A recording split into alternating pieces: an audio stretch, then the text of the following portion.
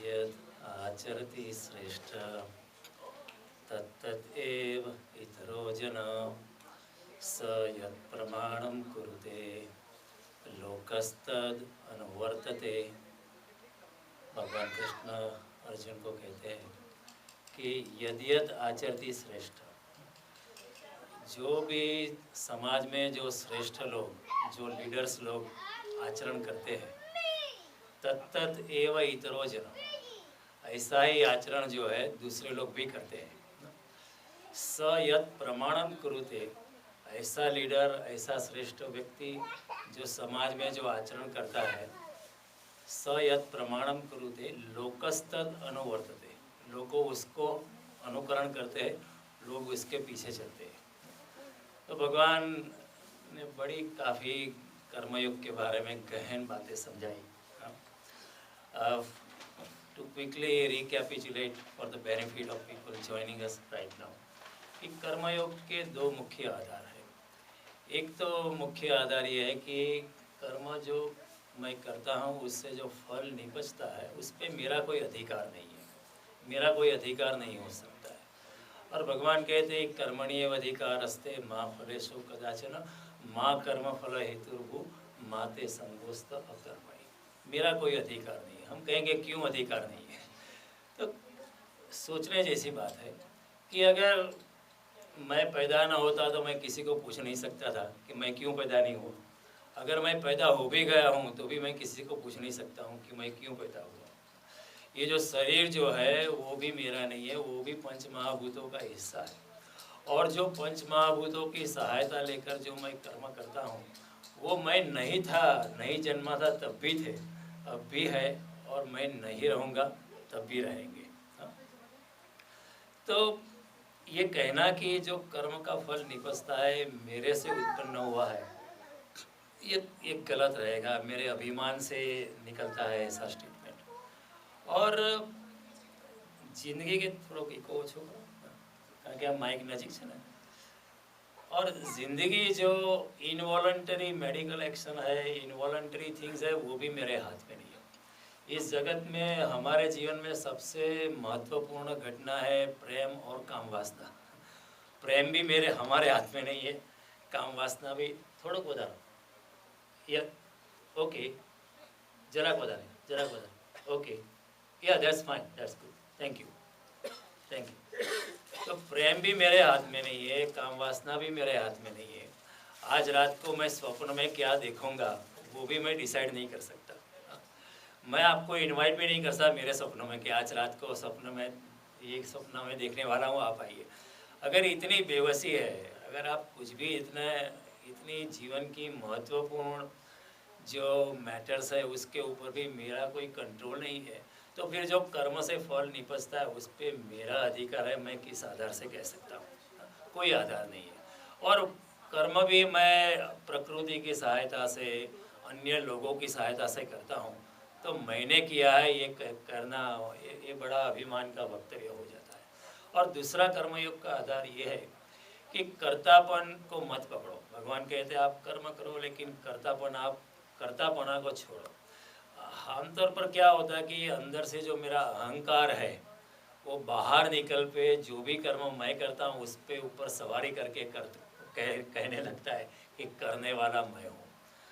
भीतर का अहंकार बाहर आके कर्तापन की सवारी कर देता है कि करने वाला मैं हूँ। और हमारे कर्तापन की घोषणा इतनी मजबूत है कि छोटा सा भी अगर काम किया है तो हम कुछ बड़ा करके कहते हैं, और कई बार हमने नहीं भी किया है तो भी हम उसकी क्रेडिट लेना चाहते हैं कि देखो किया मैंने नहीं लेकिन आइडिया मेरा था। हमारे कर्तापन की क्लेम करने की हमारी मनोवृत्ति इतनी ज़्यादा सघन है कि हम जो हमने काम नहीं किए उसको भी हम हमारी और क्रेडिट लेना चाहते हैं। तो भगवान कहते हैं ये मत करो, क्योंकि जब तक कर्तापन है तो उसका मतलब यही है कि आपका सूक्ष्म अहंकार अंदर फिर भी बच गया है, और सूक्ष्म अहंकार बाहर आके घोषणा करता है कि करने वाला मैं हूँ। और जब तक कर्तापन में मैं रहता हूँ तब तक मैं अपने साक्षी भाव से, अपनी स्थित प्रज्ञता से, अपने समत्व भाव से चलित हो जाता हूँ। साक्षी भाव कहेगा कि करने वाला मैं नहीं हूँ, जो कुछ भी होता है बाहर कुछ होता रहता है, ये शरीर भी मेरा नहीं है, तो फिर जो किया है तो किया हुआ कर्म वास्तव में आत्मस्यात नहीं है।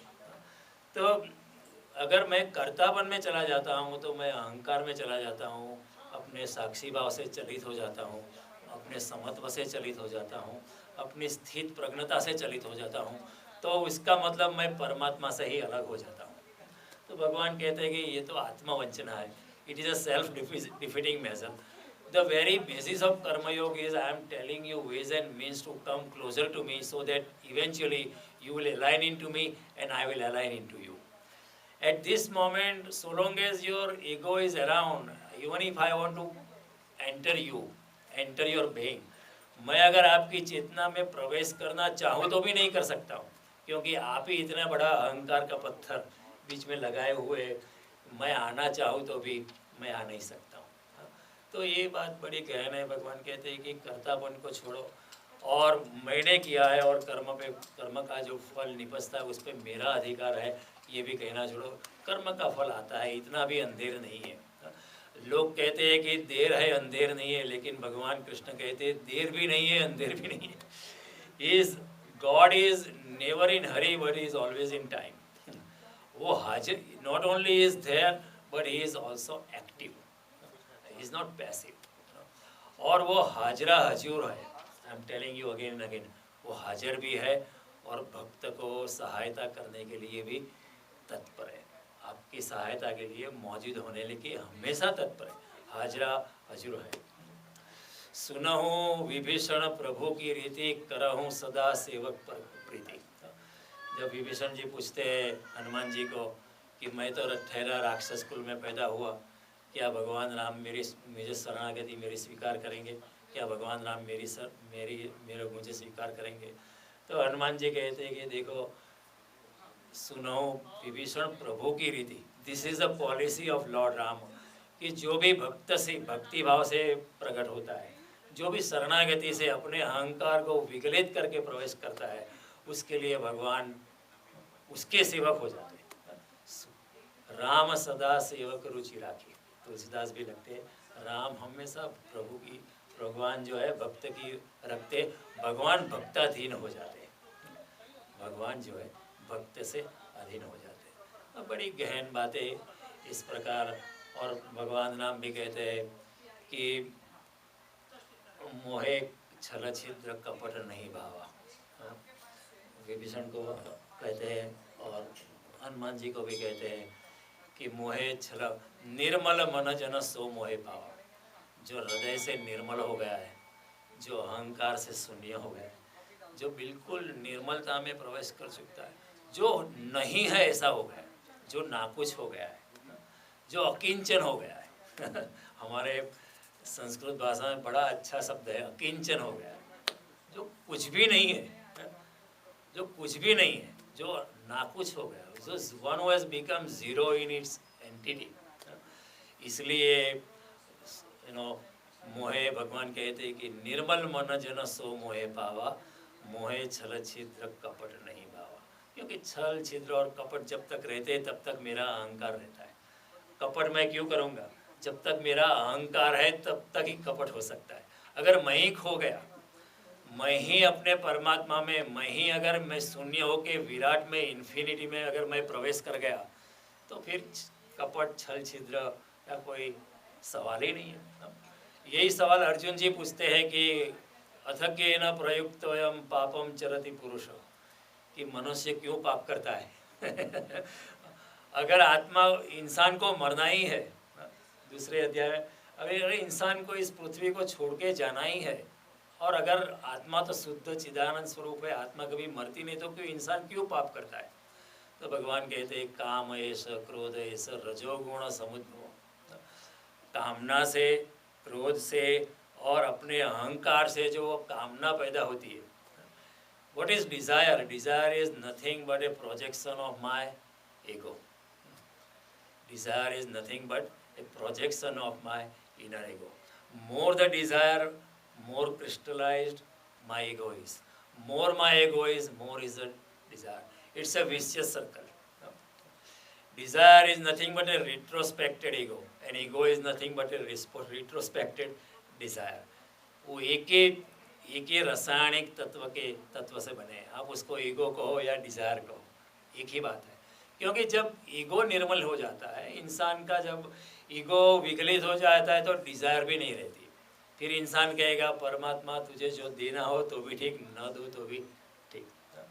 करना फकीरी फिर क्या दिलगिरी, सदा मगन में रहना जी। This is Meera statement. Meera is not just a भक्तानी, she is a yogi. We are underestimating Meera because she started dancing, and we see yogi meditating. But Meera is a yogi of all yogis. Look at what she has written. करना फकीरी फिर क्या दिलगिरी, सदा मगन में रहना जी। कोई दिन हाथी, कोई दिन घोड़ा, कोई दिन पैदल चलना जी। कोई दिन भजन, कोई दिन भोजन, कोई दिन लाडू, कोई दिन फाकम फाके जी। करना फकीरी फिर क्या दिलगिरी, सदा मगन में। मीरा कहे प्रभु गिरधर नागर, आई पड़े सो सहना जी। जो आता है उसको सहना, लेकिन सहना तो ये तो शब्दों का प्रयोग है।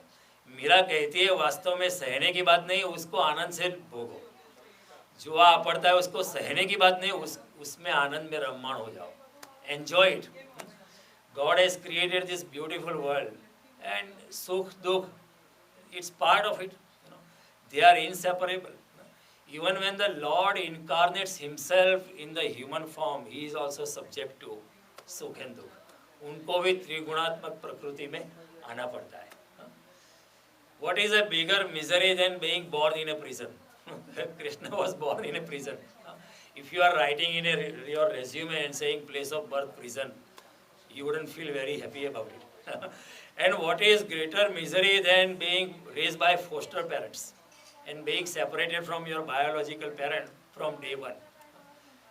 Krishna was born in misery, but have you ever seen Krishna's picture, sar pe haath liye baithe, misery, lost in the misery? Never. He enjoyed whatever it is. Even in the state of misery, they found ways to be absolutely happy. That is also a karma yogi. That is also a yogi. That is also a typical Meera. That is a Raman Maharshi. That is a real yogi and a real Muni. तो भगवान कहते हैं कि कर्म के फल की अपेक्षा मत रखो और कर्तापन से मुक्त हो जाओ। नैव किंचित करोमीति युक्तो मन्यते तत्त्वविद, गुणा गुणे से वर्तन्ति इति मत्वा न सज्जते। करने वाला मैं कुछ नहीं है, मेरी जो प्रकृति है, जो भी सत्व रजस तमस, एक combination and permutation of this basic three प्रकृति, उसी के हिसाब से मेरे से कर्म होते रहते हैं। करने वाला मैं कौन हूँ? मैं करने वाला हो ही नहीं सकता, वो सब प्रकृति के हिसाब से होता रहता है। अगर मैं पक्षी होता इस जगत में तो मैं ज़्यादा से ज़्यादा घोंसला बनाता क्योंकि वही मेरी, that is my upper limit. There is a Peter principle in management, every manager reaches his level in competence. The same applies here. If I was born as a bird, I would have made a nest. If I am born as a human being, at the most I will create a house. I will buy a house, build a house, or do something else. But I cannot create a Pushpak विमान जो अपनी इच्छा शक्ति से चले, ऐसा विमान बने, क्योंकि मेरी कोई क्षमता नहीं है। भगवान ने जो हमको स्किल्स दी है, जो जिस प्रकार बुद्धिमत्ता, उसी हिसाब से कर्म होता है। और मनुष्य की बुद्धिमत्ता it ends at a particular level, even if he is Einstein or whatever it may be. तो भगवान कहते हैं कि जो भी आपकी प्रकृति है उसी हिसाब से कर्म होते रहते हैं। तो भगवान 18 अध्याय में कहते हैं यत प्रवृत्तिर्भूतानाम येन सर्वमिदं ततं स्वकर्मणा त्वम् अभ्यर्च्य सिद्धिं विन्दति मानव।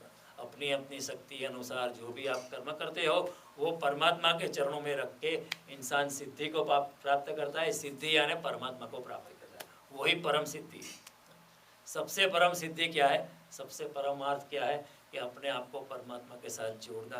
यही मनुष्य जन्म का पूरा का पूरा 100% परमार्थ है। तो ये बात भगवान की। और तीसरी बात सोचो कि अगर मैं यहाँ बैठा हूँ या फिर गीता प्रवचन करता हूँ, मैं कुर्सियाँ हिला सकता हूँ, 2 इंसान को कंधे पे बिठा के चल सकता हूँ, तब तक हो सकता है जब तक आत्मा मौजूद है मेरे शरीर में। अगर आत्मा चली जाए तो मैं मुर्दा हो जाऊँ। फिर जो इंसान 4 आदमी को उठा सकता था, उसको उठाने के लिए 4 आदमी चाहिए। तो इसका मतलब क्या है, जो भी कर्म होते हैं वो आत्मा की ऊर्जा से होते हैं, मेरे शरीर की ऊर्जा से नहीं होते। मैं कहता हूँ ये मेरा शरीर है और ये शरीर, मेरा शरीर कर्म करता है और जो फल निपजता है उस पर मेरा अधिकार है। भगवान कहते हैं शरीर की ऊर्जा कहाँ से आती है, आत्मा से आती है। और आत्मा की ऊर्जा कहाँ से आती है, परमात्मा से आती है। ममय वासो जीवलोके जीवभूत सनातन, इस जगत में भूत मात्र मेरे ही अंश है। तो जो भी यहाँ यत प्रवृत्तिर्भूतानां जिसके कारण भूत मात्र प्रवृत्ति कर सकते हैं, कर्म कर सकते हैं, और ये न सर्वम इदम ततम, जो चारों ओर व्याप्त है, वो कौन है, परमात्मा है। उसके हिसाब से ही सभी कर्म होते हैं, उसके हिसाब से जगत में सब कुछ होता है। ये न सर्वम इदम, जो चारों ओर व्याप्त है, जिसके हिसाब से ही कर्म होते हैं, तो करने वाला मैं हूँ, ये आप कैसे सोच सकते हो। सो गीता में भगवान ने अद्भुत बात कही। भगवान आगे जाके कहते हैं कि जो इंसान इस तरह कर्म के फल की आशा रखे बिना कर्म करता है और सब जो भी कर्म होते हैं मुझे भगवान के चरणों में अर्पित करके एकदम शुद्ध और निर्मलता से आगे बढ़ता जाता है, कर्मयोग में पूरा प्रवेश हो जाता है, इतना पागल हो जाता है, ऐसी लागी लगन मेरा हो गई। एक पागलपन है, ये जुआरियों का काम है, दुकानदारों का काम नहीं है। Let me repeat this statement. ये जुआरियों का काम है, दुकानदारों का काम नहीं। सच्चे भक्त आपने देखे होंगे जिंदगी में, वो जुआरी थे। मीरा एक जुआरी थी। कौन अपना राजमहल छोड़ के सड़कों पे नाचने लगता। बुद्ध एक जुआरी थे, दुकानदार नहीं थे। हमारी तो हम होते तो हिसाब लगा दे कि इतना मैं छोड़ता हूँ, पता नहीं परमात्मा मिले ना मिले। हम तो ऐसा लगाएंगे इतना छोड़ता हूँ, परमात्मा न भी मिले, मिले भी पता नहीं। Buddha did not go into that. हमारा गणित भी बहुत छोटा होता है, हमारा गणित गणित ही नहीं है कहना चाहिए। वास्तव में मनुष्य की बुद्धि ज़्यादा गणित में अपने हिसाब से उलझेगी, उससे ज़्यादा बढ़ नहीं सकती। बुद्ध ने कोई हिसाब नहीं रखा, कोई दुकानदारी नहीं की, महावीर ने कोई दुकानदारी नहीं की, उन्होंने छलांग लगाई। तीरे उभो जुए तमाशो ते कौड़ी नौ पामे जुए, मरण आंगणे ते भरे मुठी दिलनी दुखता पामे जुने, माथा साटे मोगी वस्तु सापड़वी नहीं, सैल जोने राम अमल मा राता माता पूरा प्रेमी परखे जो है। ये जुआरियों का काम है। जो डुबकी लगाता है उसको ही उसको अनुभव होता है। छिप और श्रृंग तो तट पे होते हैं और मोती सागर में होते हैं। और जो बिंध जाए सो मोती, जो प्रभु की भक्ति में जो बिंध जाता है यानी अपना अहंकार को तोड़ता है, वो मोती, और जो रह जाए वो दाना। हम सारी जिंदगी दाने बनते रहते, हम बीतते नहीं हैं।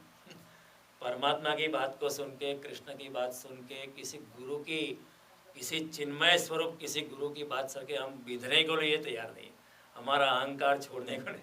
तो किसी ने कहा आंसू तो बहुत निखरते हैं आंखों से, हाँ, जिगर लेकिन बिध जाए सो मोती, रह जाए सो दाना। हम मोती तभी बन सकते हैं जब हम बीधने के लिए तैयार हैं। लेकिन हम अपने को बचा के रखते हैं। तो जब तक कहते हैं अगर हम बचा के रखते हो तो फिर परमात्मा का प्रवेश हो नहीं सकता। कबीर जी बड़ी साफ बात कहते हैं कि प्रेम गली अति सांकड़ी तामे दोनों समाए, या तो आप या तो परमात्मा। You decide. सुनते हैं प्यार की दुनिया में दो दिल मुश्किल से समाते हैं। क्या गैर यहाँ अपनों को भी यहाँ साए भी ना आने पाते। संगम में आपने सुना होगा, वही गीत अप्लाइज हियर, यू नो। प्रेम गली अति सांकड़ी, आपका साया भी आए नहीं आ सकता है, केवल परमात्मा ही है। उसका चैतन्य, जब आप उसके चैतन्य में हम जब विरमित हो जाते, विगलित होके अपने चैतन्य को खोके उसके चैतन्य में मिल जाते, तभी वो विराट आनंद का अनुभव होते। तभी लोग कहते, योगी कहते, तब जैसे 1000 कमल, जैसे 1000 सहस्त्र सूर्य साथ में खेल उठते हैं आकाश में, ऐसा दिव्य प्रकाश का, ऐसे दिव्य आनंद का योगी अनुभव करता है। उसको कहते हैं आलोक। आलोक यानी ऐसा तेज जिसको योगी अपनी परम ध्यान की अवस्था में अनुभव करता है। तो कर्मयोग की ये बात है, उसमें भगवान कहते हैं कि अगर आप कर्मयोग में प्रवेश करें तो दिव्य शक्ति आपको सहाय करने के लिए तत्पर है। प्रकृति भी आपकी सहायता के लिए मौजूद है। और तस्मात् सर्वगतम ब्रह्म नित्यम यज्ञ प्रतिष्ठितम, जो चारों ओर ब्रह्म व्याप्त है, यानी मैं खुद परमात्मा भी आपके निष्काम कर्म के यज्ञ में सहायता करने के लिए तैयार हूँ। हमने यहाँ यज्ञ किया, बड़ी अच्छी बात है, अच्छी बात है। इससे भी किसी की अगर चेतना प्रकट हो जाए तो अच्छी बात है। लेकिन अगर कोई निष्काम कर्म में प्रवेश करता है तो वो भी एक यज्ञ है। चाहे कोई अग्नि नहीं जलाया, लेकिन वो अग्नि अपनी जिंदगी जला रहा है।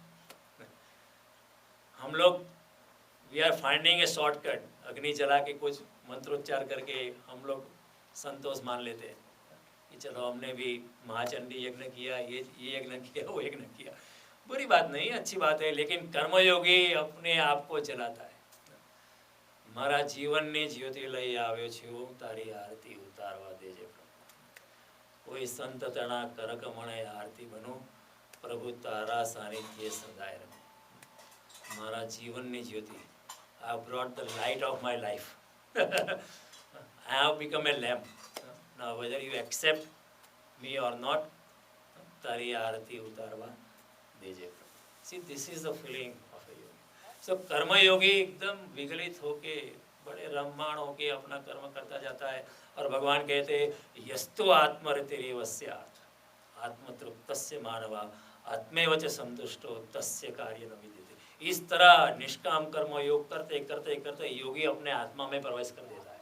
और जब अपने आत्मा में प्रवेश कर देता है तो उसकी आत्मा में ही रति हो जाती है। यस्तु आत्मरतिरेव स्यात्, और जो आत्म तृप्त से हो, आत्मा से ही तृप्त है, फिर उसको कर्म के फल में कोई आसक्ति नहीं है, वो निस्संगता में चला गया।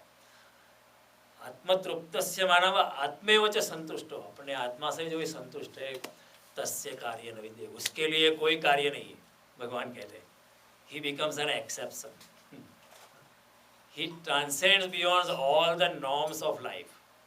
भगवान ने पहले कहा आपको तो कर्म करते ही रहना चाहिए। भगवान कहते हैं अगर आत्मा में प्रवेश कर चुके, आप करो तो भी ठीक, न करो तो भी ठीक। नैव तस्य कृतेनार्थो न कृतेनेयस्य कश्चन न चास्य सर्वभूतेषु कश्चिदर्थ व्यपाश्रय। ऐसा योगी कुछ करे तो भी ठीक, न करे तो भी ठीक, क्योंकि उसको फल में कोई भी आसक्ति नहीं है।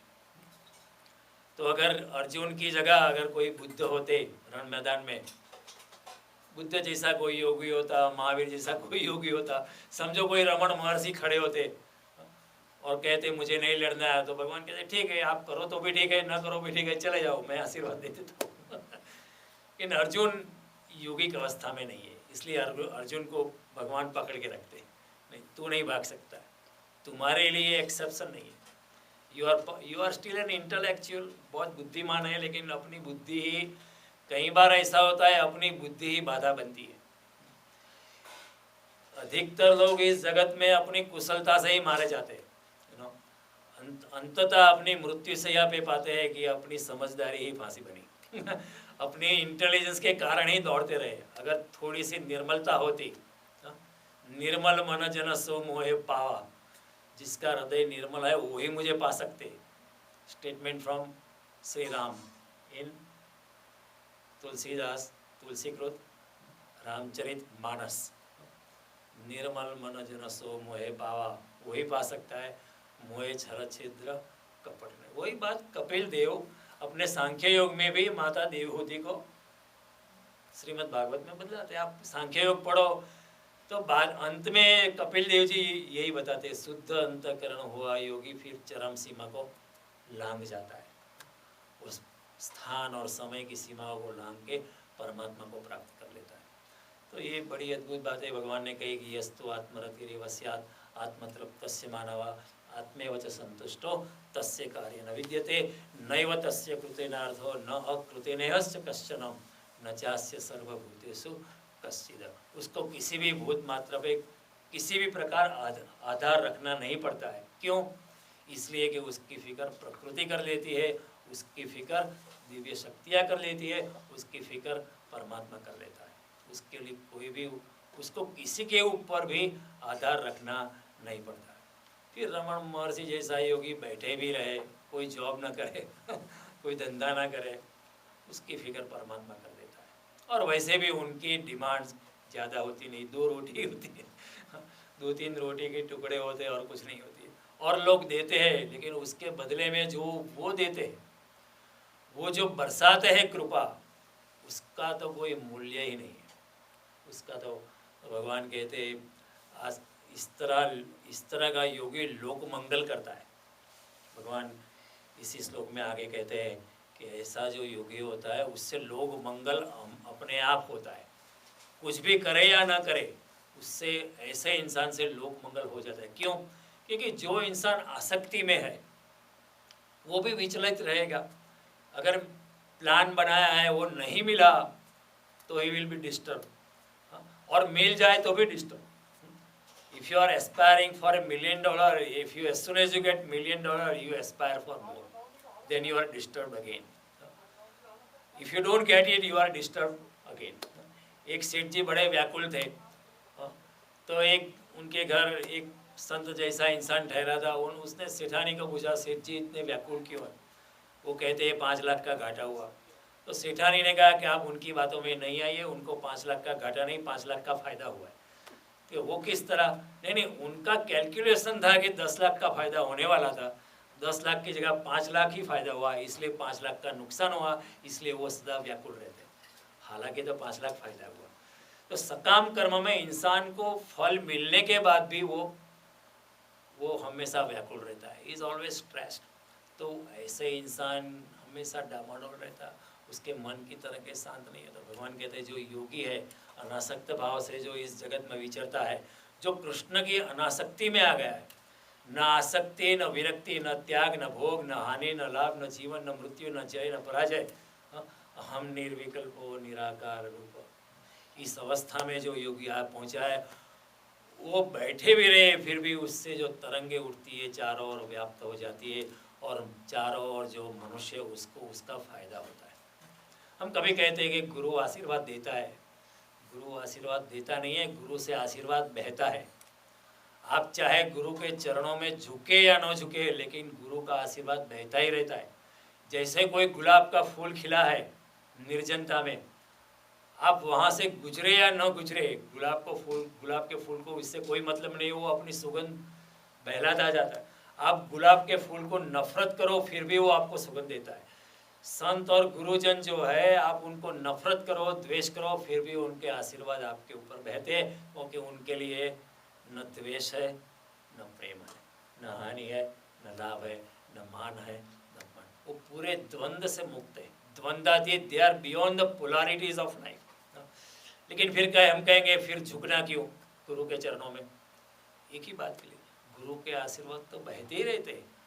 गुरु के आशीर्वाद और गुरु की चेतना चारों ओर ब्रह्मांड में बहती रहती है, लेकिन जब तक हम निर्मल अवस्था में प्रवेश नहीं होते तब तक आशीर्वाद तो बहते हैं, लेकिन हम उसको पाने के लिए योग्य नहीं बनते। और receptivity does not come to that level that we can receive his blessings. तो जब तक हम निर्मल नहीं होते तब तक गुरु का आशीर्वाद तो बहता ही रहता है, लेकिन हम प्राप्त नहीं कर सकते। The BBC waves, audio waves are going around us right now, but our receiver is not tuned to it so we cannot receive it. Similarly, if we are not tuned with a guru, अगर गुरु के साथ हमारी एकात्मकता नहीं हुई है तो गुरु के आशीर्वाद पाने की क्षमता हमारे अंदर प्रकट नहीं होती है। तो भगवान कृष्ण कहते हैं कि जनक जैसे योगी महलों में रहकर भी, इतने भोग में रह के भी जनक राजा योगी ही थे। ये एक समझना कठिन हो, क्योंकि हमारा मूल्यांकन, हमारे समाज में जो मूल्यांकन खड़े हो गए इतने गलत थे, दे आर सो मिसलीडिंग। हमारी व्याख्या ये योगी ऐसा है, सोता भी नहीं है, खाता भी नहीं है, तो वो योगी है। लेकिन कई बार जितनी ज़्यादा तपस्या करता हूँ मैं, और जितनी ज़्यादा लोग मेरी प्रशंसा करते हैं उतनी ज़्यादा मैं तपस्या करता हूँ, क्योंकि जितनी ज़्यादा लोग प्रशंसा करते हैं उतना और मेरा अहंकार बढ़ता है।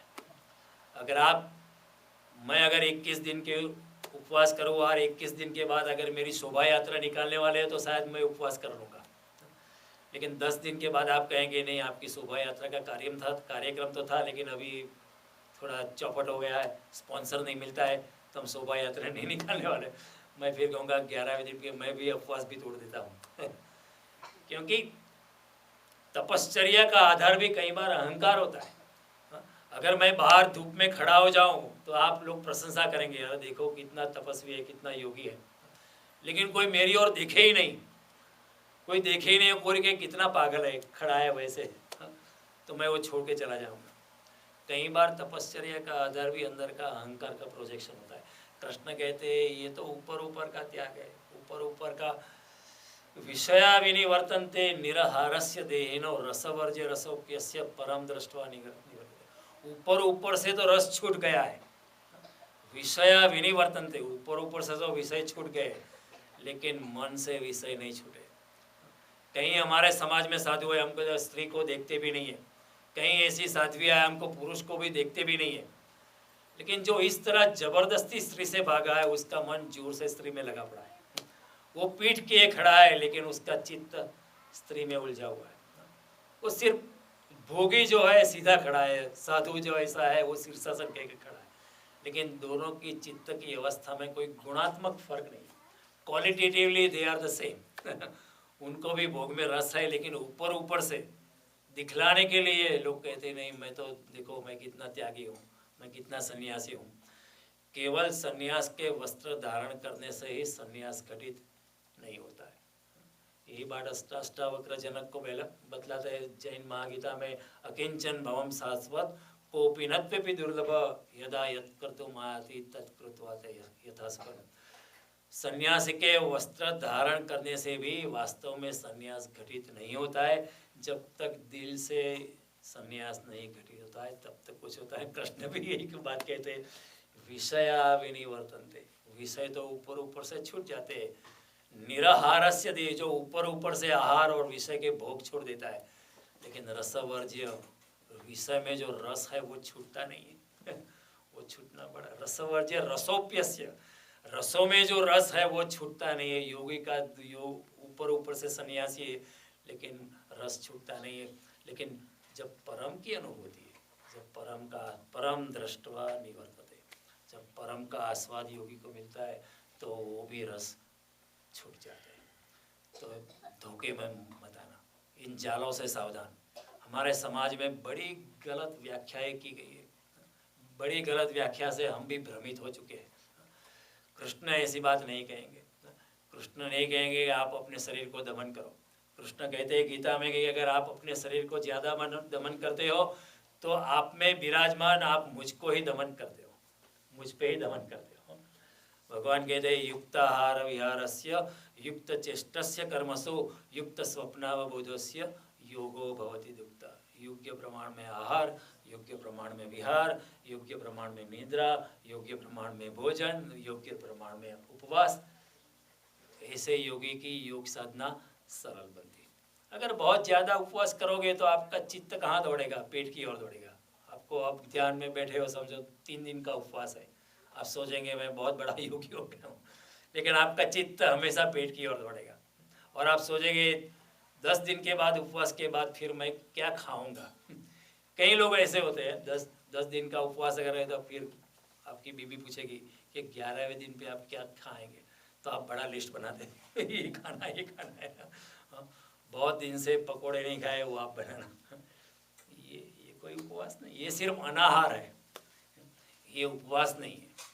उपवास और अनाहार में फर्क। उपवास का मतलब है ऊपर जो योगी बैठता है, जो भगवान परमात्मा के साथ अपने दिल से बैठता है, उसका नाम है उपवास। अगर मैं नहीं खाता हूँ तो उसका मतलब उपवास नहीं, वो ज़्यादा से ज़्यादा अनाहार है। लेकिन हमारे समाज में कितनी गलत व्याख्या है। उपवास के दिन हम पूछते हैं कि आज क्या खा सकते हैं, स्वीट पोटैटो खा सकते हैं, साबूदाना खा सकते हैं। गलत व्याख्या है। और फिर कोई बुढ़िया अगर है उसको पूछने जाते हैं किसी मोहल्ले की सारी औरतें किसी बुढ़िया को पूछने जाती है कि आज क्या खा सकते हैं, आज क्या बना सकते हैं। वो अपने हिसाब से कहेगी नहीं आज ये खा सकते हो, साबूदाने की खिचड़ी बनाना ये आप खा सकते हो, वो नहीं खा सकते। उपवास का जो मीनिंग है उपरवास। हर दिन आप संसार की झंझट में आप दौड़ते रहते हो। एक दिन ऐसा है 11 के दिन, 11वें दिन, पूनम का दिन, जो भी दिन आपको अच्छा लगे, कि आप सब संसार की झंझट से अलिप्त होकर अपने आप को डिस्कनेक्ट करके, अपने आप को स्विच ऑफ करके अपने आत्मा में प्रवेश करने का प्रयास करते हो, you are trying to be conscious of your own consciousness, अपनी ही चेतना के प्रति चेतनवान होने का प्रयास करते हो, और उसमें थोड़ा सा अगर अल्पाहार करते हो तो उसको अपने चित्त में प्रवेश करने के लिए वो सहायता करता है। क्योंकि आमतौर पर हमारी आदत होती है ज़्यादा खाने की, तो उपवास के दिन अगर आप छोटा अल्पाहार करते हो तो क्या होता है कि आपका जो चित्त, क्योंकि ज़्यादा भी खाया है तो चित्त हमारा पेट की ओर जाएगा, आप निद्राधीन हो जाओगे। तो थोड़ा सा अल्पाहार किया है और फिर आप भगवान का ध्यान करते हो, भजन करते हो, तो आपका मन भगवान में प्रविष्ट होता है। मन की बात है, इसलिए भगवान कहते हैं मन मना भाव मद भक्तो भाव मद याजी माम नमस्करो, कि आपका मन तो राधा ले गई है और आपकी संपत्ति लक्ष्मी दे गई है, इसलिए हे भगवान, हे कृष्ण, मैं आपको मेरा मन देता हूँ। दत्तम मनो यदुपते कृपया ग्रहण, एक बड़े अच्छे लिखने वाले ने लिखा है कि कृष्ण, आपकी जो संपत्ति थी वो तो आप लक्ष्मी लेके चली गई, और आपका जो मन है वो तो राधा चुरा के लेके गई, तो मैं आपको मेरा मन देता हूँ। दत्तम मनो यदि, आप उसको स्वीकार करें। तो ये बात है। तो कर्म योग में भगवान कहते ऐसा योगी लोक मंगल करता है, कुछ भी ना करे फिर भी उससे मंगलता का जन्म होता है, लोक कल्याण होता है, लोक संग्रह होता है। फिर ऐसे इंसान के लिए भगवान कहते हैं कि यदि यद आचरति श्रेष्ठ तत्तद एव इतरो जन स यत् प्रमाणम कुरुते लोकस्तद अनुवर्तते, जो भी श्रेष्ठ पुरुष करते यदि यद आचरति तत्तद एव इतरो जन, बाकी सब लोग उसको फॉलो करते, स यत् प्रमाणम कुरुते, what ever standard he establishes, स यत् प्रमाणम लोकस्तद अनुवर्त, लोगों उसका अनुकरण करते। अर्जुन को जानबूझ कर कहते कि तू भाग जाने की बात करता है, you are a leader, you are born in a royal family, people have taken you as a role model, अगर तू भाग जाएगा अपने कर्तव्य से, और तेरा भागना प्रमाणिक भी हो, even if your running away is justified from all angles, even then you should not run away, क्योंकि लोग सर्वथा, you are a role model, people will follow you, लोग अनुकरण ही करते हैं। देखो, इस जगत में अधिकतर लोग मौलिक नहीं होते, अधिकतर लोग समाज में अनुकरण ही करते, अधिकतर लोग वो है जो उनको होना नहीं चाहता, जो उनका स्वभाव नहीं है। कई लोग डॉक्टर है, कई लोग इंजीनियर, लेकिन उनका मूलभूत स्वभाव कुछ और है, their basic psychological type is different. I may be a CPA और a whatever, but my psychological type में भी रियली डिफरेंट, मैं वो हो गया हूँ जो चारों और लोग करते हैं। अधिकतर लोग कॉमर्स में जाते थे, लोग कॉमर्स में चले गए, people follow, people copy people, और ये बचपन से हमारी आदत है, माँ बाप को जो करते हम देखते वो हम करते बचपन से, शिक्षक जो करते हैं वो हम करते, दूसरे जो सीनियर फ्रेंड्स करते हैं पीयर प्रेशर से, वो भी हम करते। अनुकरण करने की मनुष्य की स्वभावता प्रकृति है। 100 में से 99 लोग अनुकरण ही करते, कोई एक इंसान भी मौलिक होता नहीं है। जन्म से लेकर आज तक कुछ भी मौलिकता हमारे जीवन में जो लोगों ने किया वो हम देखो, सब लोग हमारे ज़माने में ऐसे कंगा करते थे, बीच में ये लाइन करने की, बच्चे पाते ही पढ़वानी, and then come your accordingly. Most people followed there, see even my mother did it, so I followed it. Am I originally in any way? No, I was not original. I was also a follower. People follow. गलती से अगर कोई इंसान ऐसा ऊपर खींचता है अपने बाले को, तो हम कहते हैं वो पिलो उब्बू माथू ओढ़े छे नहीं, because he is an exception.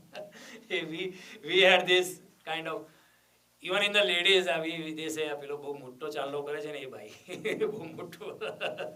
अब normally ladies do a smaller ટીકા, but some ladies do a bigger one, so you identify, પેલી બહુ મોટો ચાંદલો કરે છે, that's the woman.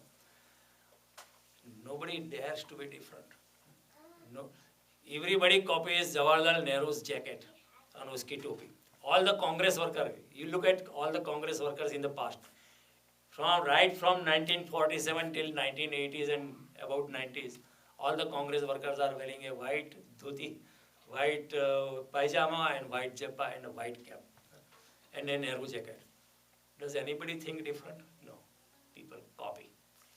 It is our intuitive, we are programmed to copy. Most people copy, क्योंकि अपने आप होने की हिम्मत बहुत कम लोगों में होती है। नेहरू की कॉपी करना आसान है, लेकिन गांधी की कॉपी करना मुश्किल है, because Gandhi was original. He dared to be different.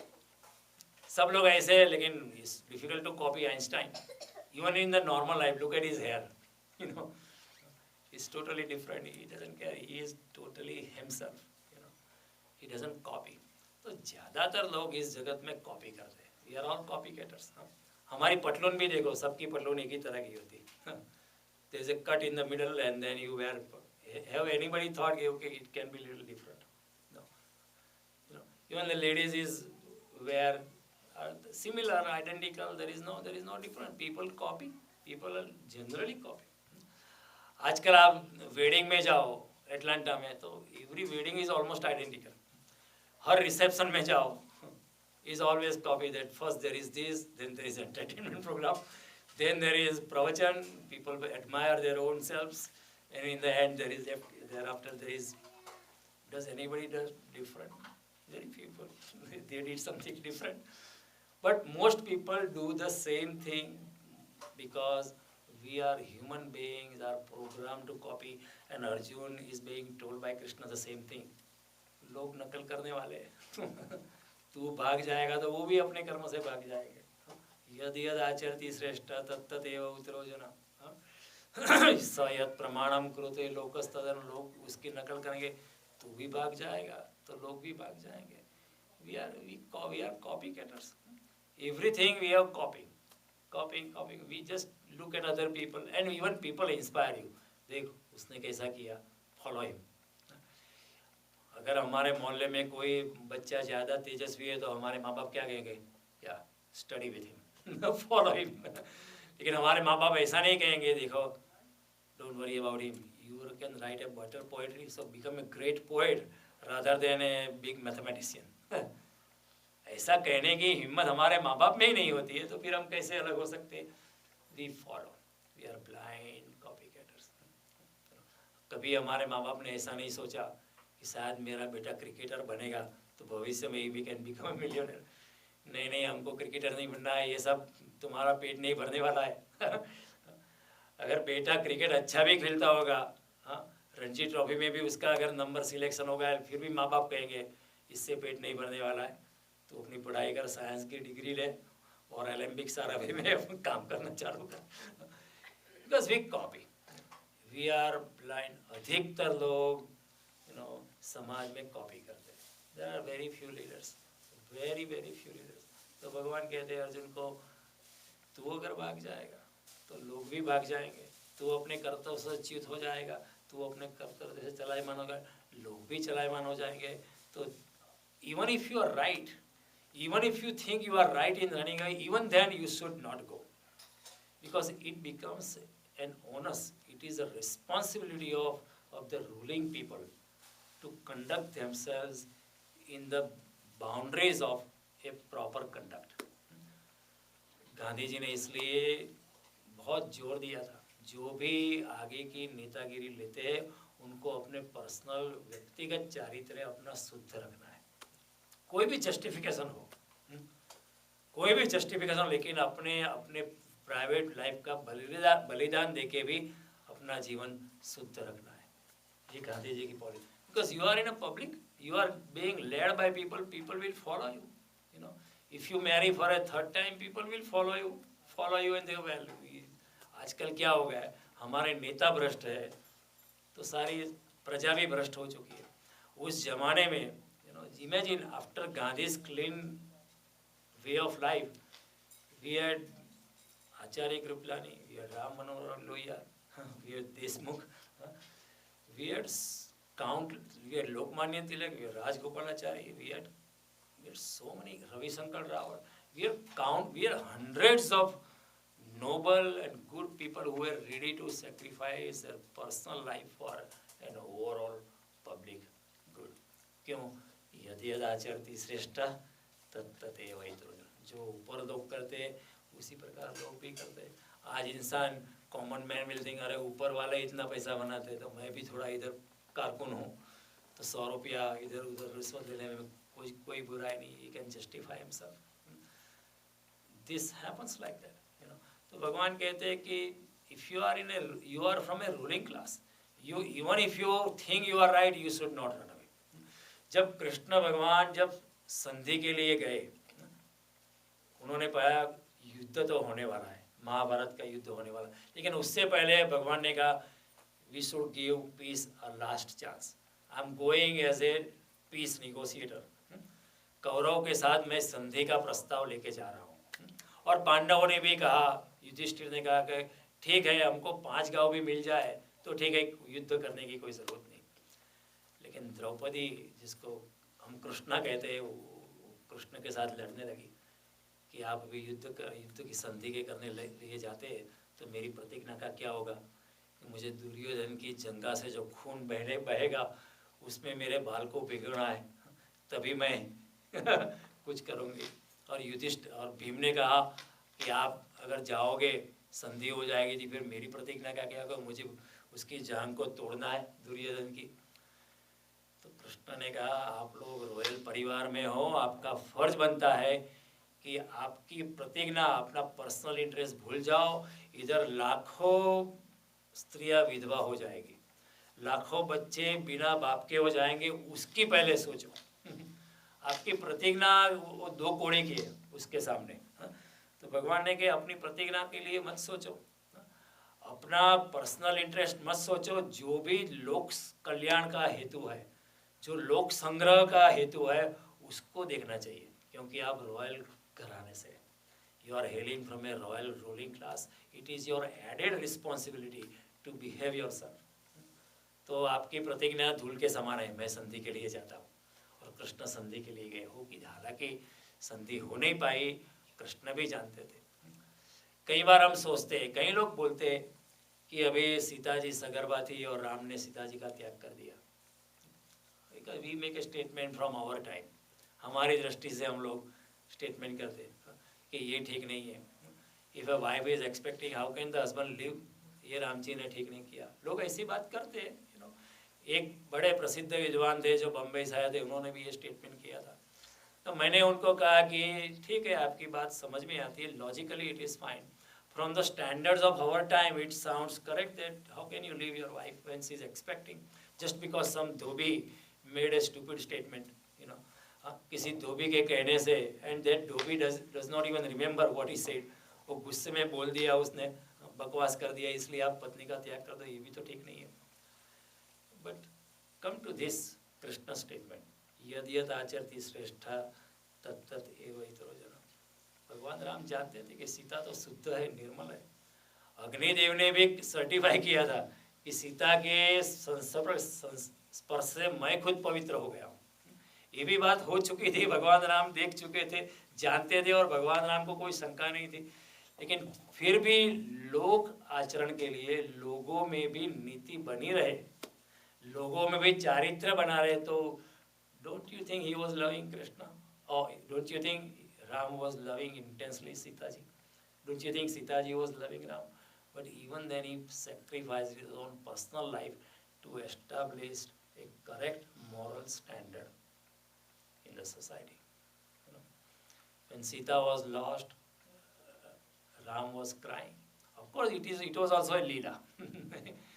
ये सब लीला होती है, भगवान तो हमेशा निस्संग रहते हैं।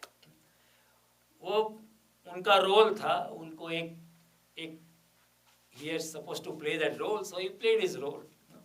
कई बार ऐसा तो रामलीला का राम जो बनता है, ड्रामा करता है, वो राम से भी ज़्यादा रोता है। जितने राम रोए होंगे उससे ज़्यादा रामलीला का राम, क्योंकि he had more time to do rehearsal। वो ज़्यादा रिहर्सल कर पाता है। राम को एक ही बार सीता चोरी हो जाती है, उनको रिहर्सल का कोई टाइम नहीं है। लेकिन राम ने जब सीता जी का त्याग किया तो लोक समाज में एक आदर्श स्थापना के लिए किया था। ऐसा नहीं कि वो सीता जी को नहीं चाहते थे, ऐसा नहीं कि सीता जी राम, लेकिन हम बके जाते हैं। आप तुलसीकृत रामायण पढ़ो या वाल्मीकि रामायण पढ़ो, उसमें कहीं सीता जी ने कोई फरियाद नहीं की। हम बोलते हैं सीता जी की, और as if we are lawyers for Sita ji, हम फरियाद करते हैं कि ये, लेकिन सीता जी ने फरियाद की कि ये तो गलत। सीता जी ने कहा आप जो कहे वो ठीक है, वो मुझे स्वीकार्य है। सीता जी ने कभी फरियाद नहीं की। सीता जी के अरे आप मेरे पति है, आप जो भी कहे वो मुझे स्वीकार्य है, उसमें कोई फरियाद नहीं। और इतना मैं समझ नहीं पाती। आप, मैं राम की पत्नी हूँ आखिर, और मैं तो वैदेही हूँ। वैदेही यानी जो देह में रहती नहीं है, वो देह से अलिप्त है। तो हमारी व्याख्या ऐसे लोगों की है जो देह में रहते, जिसको शरीर से आसक्ति है, ऐसे लोगों की ये सब व्याख्या है कि राम ने सीता का त्याग किया। लेकिन राम भी विधेय है, सीता जी भी विधेय है। वो शरीर में है ही नहीं, वो निस्संगता में है। जब देखो, जब ऐसा तय हुआ रातों रात रामायण में कि अभी राम जी को वनवास लेना है, he was going to be established as a crowned prince और a crowned king। रातों रात बाजी पलट गई, उन्होंने निर्णय किया कि आपको वनवास जाना है। तो राम जी ने कहा ठीक है, आपने वचन दिया था, मैं जाता हूँ। आज का अगर राम होता, आज का अगर कोई होता, तो वो आर्ग्यूमेंट करता ना दशरथ के साथ कि why are you giving such promises, और आप 4 स्त्रियों से शादी करते, इसमें मेरा क्या कसूर। आज का लड़का तो कहेगा you married 4 wifes, why did you have to marry 4 wifes, और आप ऐसे वचन क्यों देते हो? I am not supposed to look after your promises. But Ram says yeah no problem, I will go. But today's wife could have argued with the husband Ram, before agreeing you should have at least consulted with me, because I married you because you are a king. Now if you are going to the forest as a yogi, I am not coming with you. Ramji did not tell Dasrath, okay, no, I agree with you, but hold on, let me consult your wife. Let me consult my wife.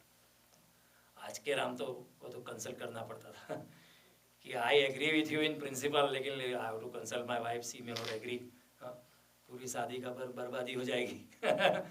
Ram ji immediately said no problem, I go. And Sita ji never argued, you should have consulted me, how do you agree like this, you are also affecting my life. ऐसा नहीं था। पति पत्नी में जिसको अद्वैत कहते थे वो था। ये सब द्वैत हमारे जमाने में है, क्योंकि हम शरीरवादी है, हमको पदार्थ में रस है। सब झगड़े जो है हमारे संपत्ति के झगड़े हैं, मान के है, अपमान के है, काम वासना के है, प्रेम के है।